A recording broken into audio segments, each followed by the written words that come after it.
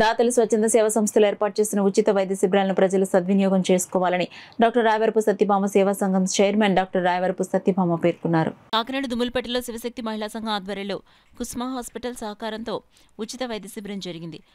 కార్యక్రమానికి శివశక్తి మహిళా సంఘం అధ్యక్షురాలు వంక వరలక్ష్మి అధ్యక్షత వహించగా డాక్టర్ రాయవరపు సత్యభామ, డాక్టర్ అభిలాష్లు ముఖ్య అతిథులుగా పాల్గొని జ్యోతి ప్రజ్వలన చేసి వైద్య శిబిరాన్ని ప్రారంభించారు.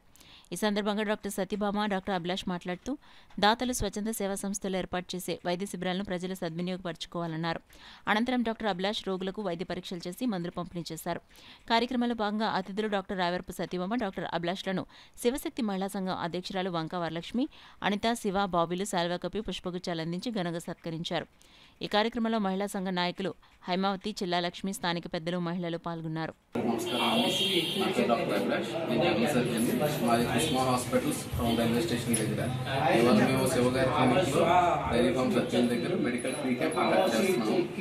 పెద్దవాళ్ళకి, చిన్న వాళ్ళకి అందరికీ కూడా ఉచితంగా మందులు పంపిణీ చేయడం అన్ని చేయడం జరుగుతుంది. సో ఇక్కడ సక్సెస్ఫుల్గా జరుగుతుంది శివగారి దాంట్లో. ఇక్కడ మేము రోజు కూడా ఇక్కడ సాయంత్రం 5 గంటలకి 7 గంటల వరకు కూడా హాస్పిటల్ తరఫున డాక్టర్స్ వచ్చి ఇక్కడ వైద్యం చేయడం జరుగుతుంది.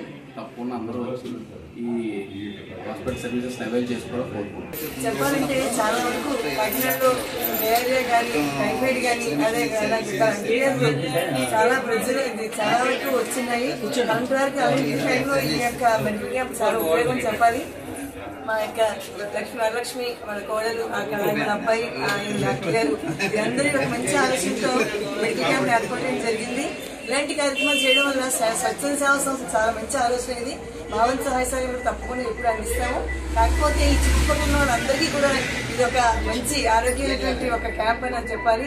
డాక్టర్లందరికీ కూడా మేము అభినందన తెలియజేసుకుంటూ, మా యొక్క నమస్కారం తెలియజేసుకుంటూ, మంచి సర్వీస్ ని అందించాలని కోరుకుంటూ, అలాగే ప్రజలందరూ కూడా ఈ యొక్క సర్వీస్ ని తీసుకుని ముందుకెళ్ళాలని కోరుకుంటూ సెలవు తీసుకుంటాం.